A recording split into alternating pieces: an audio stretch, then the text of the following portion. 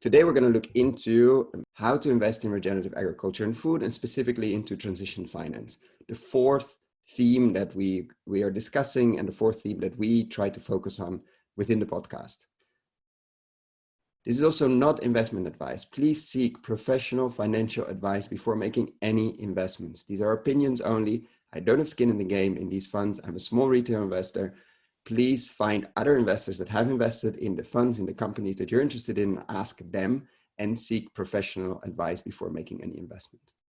So today we're going to talk about transition finance in general, and transition finance for farmers. Margins.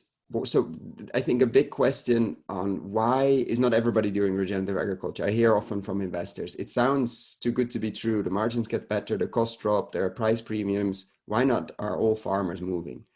I think there's, first of all, go out and talk to farmers. You will quickly discover many are on very thin margins. They're very much in depth. They are risk averse, rightfully so, because they only have about 40 harvests in their lifetime. And they are, in general, a bit older, so they're getting close to their pension age. So doesn't make too much sense to take huge risks. So looking at that, what we need, because we know that in 5, 10, 15 years, most farmers can make an enormous transition and make enormous amounts of steps on the regenerative path. They're never finished. It's not an end goal. It's not 1 or 0. It's a path, but they can make enormous steps for biodiversity, soil carbon, quality of their food, etc. So what we need to do as a sector, and what's happening slowly, is that we need to look at how we can build investment vehicles, how we can build funds, how we can build vehicles in general to help these farmers and farms to transition, to start the transition, to make these first steps, to finance this transition, to give support, etc. The same for companies. There's an enormous opportunity for food companies to start purchasing different, to start building their supply web instead of their supply chain, to really go deep in where their cacao is coming from, their coffee, their grain, and to really build completely different relationships with the land. But again, for that, you need time. You need time, flexibility, time to experiment. And also there, finance can be a bridge. So also there, we need transition finance for food companies, for companies in the fiber space, clothing companies to start that transition and to have a bit more space and time and breathing space to experiment. So looking at climate bonds, green bonds, new funds that people are setting up, vehicles, blended finance, obviously, this shouldn't be all investment-based. It should be partly grant-based, if possible. Crowd lending, crowdfunding, how do you get the crowd, all of us retail investors also involved, people that are living close to the farm, that have a connection to the food company? How do we make sure this isn't an elite thing that's only accessible with tickets of 1 million plus, but this is something that's accessible to all, as we all buy food and all have a stake in the outcome.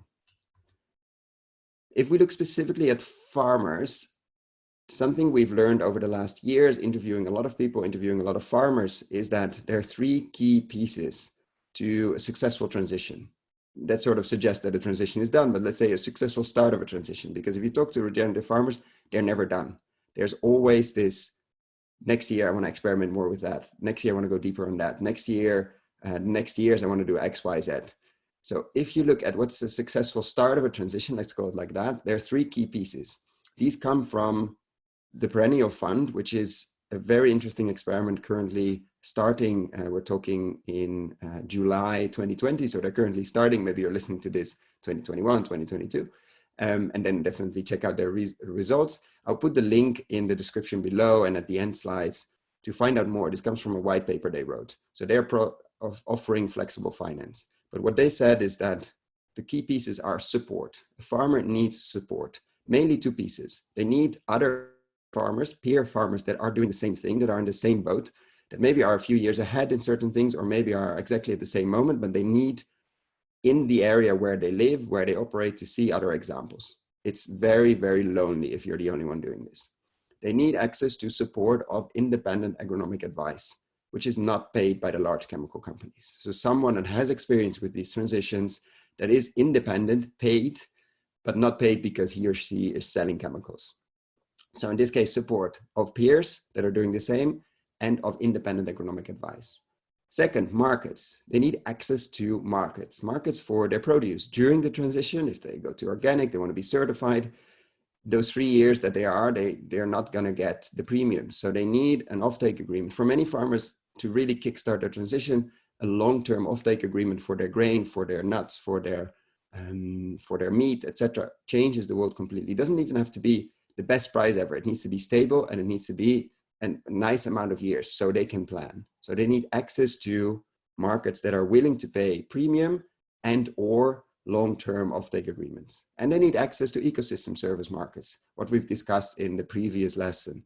They need access to markets like Nori, Soy Heroes, Regen Network, groups that are able to sell their biodiversity, carbon storage, water storage, because that's a nice extra. It's not what we should build the model on, but it's a nice extra for work farmers are anyway doing. And third, and only third, after we've done the support, the market, then they need access to the right type of flexible, fair, appropriate capital.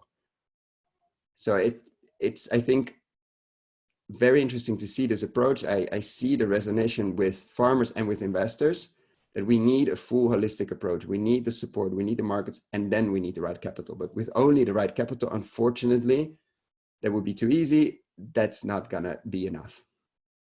If you wanna know more about the Perennial Fund, we've done a very interesting deep dive with them, a long interview where we really unpack the why, the how, and how are they providing this fair capital, which is quite innovative.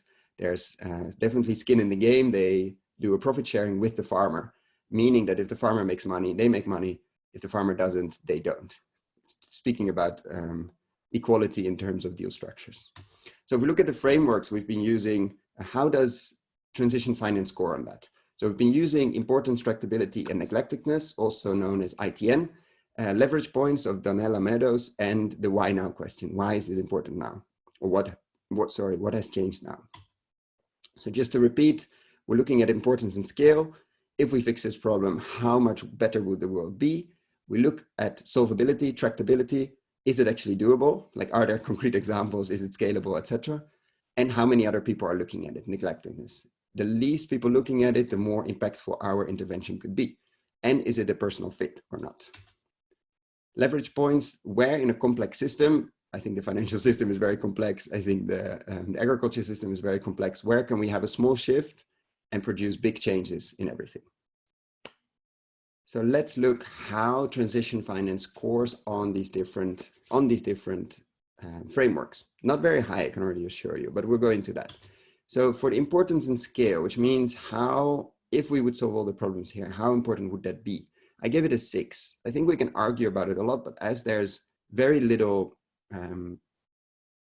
proof yet of the impact of real, I would say real transition finance that partners with farmers. I think there are only maybe 2 or 3 experiments going on.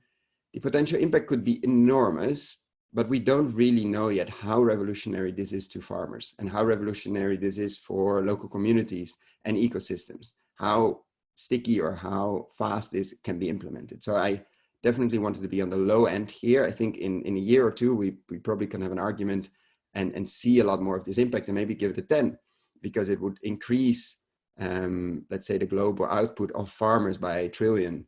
Or we've also figured out how to do this with smallholder farmers. If we look at neglectedness, then the next one, I gave it a 4. Why? Because if you take it a bit wider, which is not good, the higher the number, the better in terms of importance, or in terms of should we focus on this or not. If you look at the widest definition, probably you could even argue it's 10 billion actually that's already been invested. But if you probably look at an annual investment into, let's say, more regenerative agriculture, bigger funds that are buying land, you probably get to about 1 billion.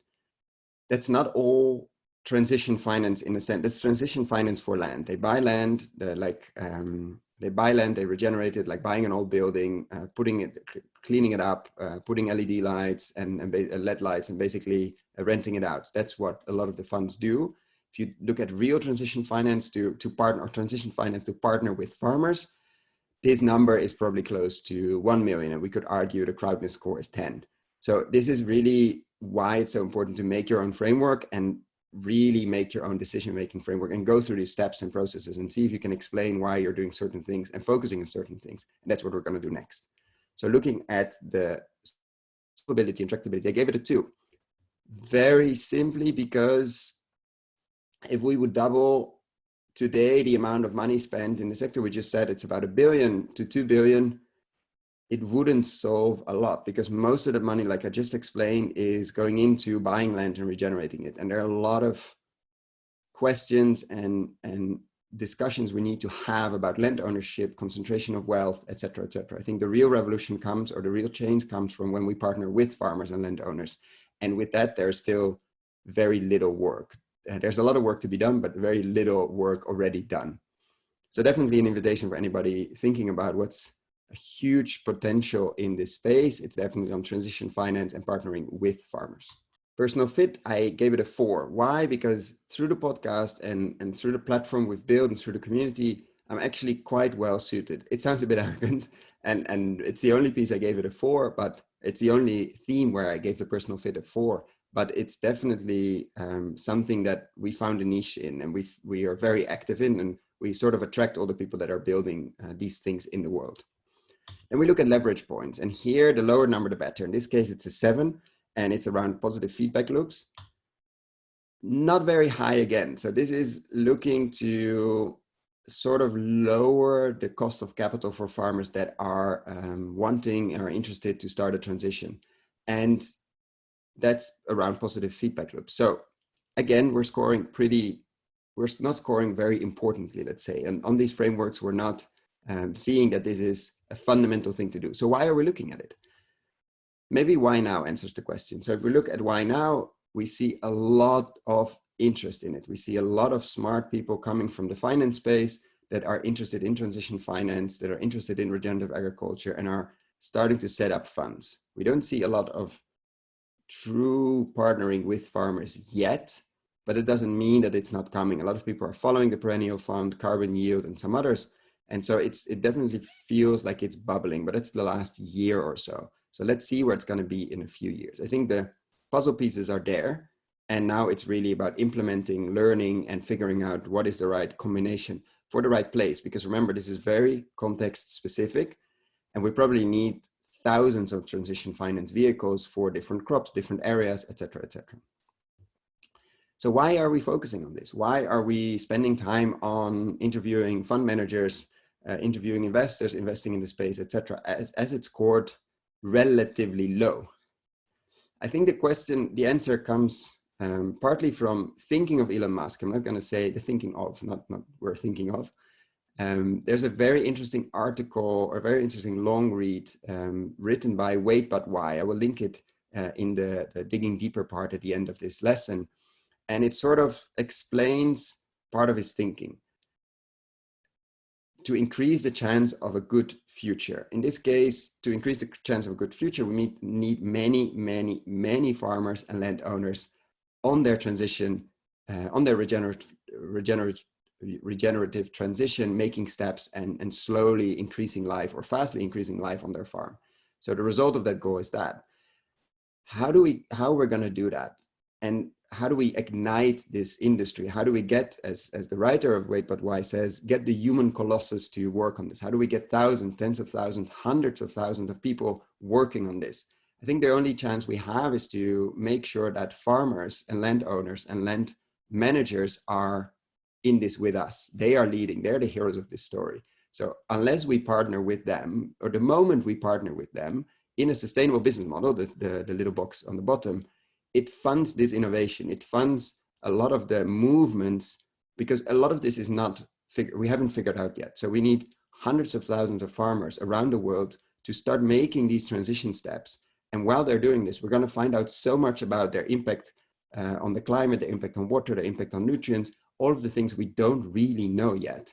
But in order to do that, they need a sustainable business model, because they're not going to do it out of charity. They only have 40 harvests. Many are 50, 60 plus. They're not going to risk the farm, and they shouldn't. So we, as a sector, need to partner with them and make it possible that they innovate in their spot, which could be Southern Italy, which could be France, which could be Germany, which could be the US, which could be Ghana, which could be Australia, which could be Chile. We need to partner in the local context with farmers and figure out a sustainable business model for them to transition faster, to make these steps. And I think that's the match that will ignite an industry, because then we have hundreds of thousands of people figuring out locally what is the best way to grow food, fiber, and oils. So that's why we're focusing on this transition finance, because a lot of these things take time. If you plant trees, it takes time. Finance is, I wouldn't say a time travel tool, but it's something that can bridge times. You can be a bridge between what I would like to do and like to have in 10, 15 or 5, 10, 15 years, and what I have now, which is a piece of land, which is a farm. And with finance, we can bridge that gap. And that's why we're focusing on it, because it can be that it can be used as a tool to destroy, and it can be used as a tool to create. And I think in this case, it can be used as a tool to create a lot. As long as we find sustainable business models and really unleash the creative, innovative, tinkering power of farmers, I think will be good. And we'll get a huge industry innovation, but it has to be led by farmers. If you want to dig deeper, the interview I mentioned with the transition finance or the perennial fund people, Brandon and Phil, is a really good place to start. The link is here. Another one, Tony Lovell, raised $100 million fund to invest, to buy land and regenerate it, and is very thoughtful about how and why he did that. Dan Miller on the crowdfunding side. So how do we get the crowd? How do we get all of us involved in this transition, and actually not only as a buyer, as a consumer of the food, but actually as an investor as well. If you want to dig deeper, the Perennial Fund has a great website. You can reach out to them and get their white paper, which is amazing. And the Wait But Why link about the thinking of, in this case, Neuralink, and the thinking of Elon Musk of how to unleash the human colossus. How do we unleash as many people in the world to innovate? And I think there's no better place to do that than on a farm. We've also created a number of playlists. We actually have done a transition finance for farmers series, specifically with a farmer as a co-host, Benedict Beuzel, who was my partner in crime in that series. And you can find that here. And in general, the full playlist of anywhere we talked about transition finance, you can find here. If you have feedback, yes, please share with us and get in touch through the website, get in touch through Twitter, LinkedIn, etc. Any questions, please let me know. And don't forget to pay what you think it's worth to you. And thank you for that. And next time, we'll be looking at a very hot topic, returns. So thank you so much for listening, for watching, and see you next time.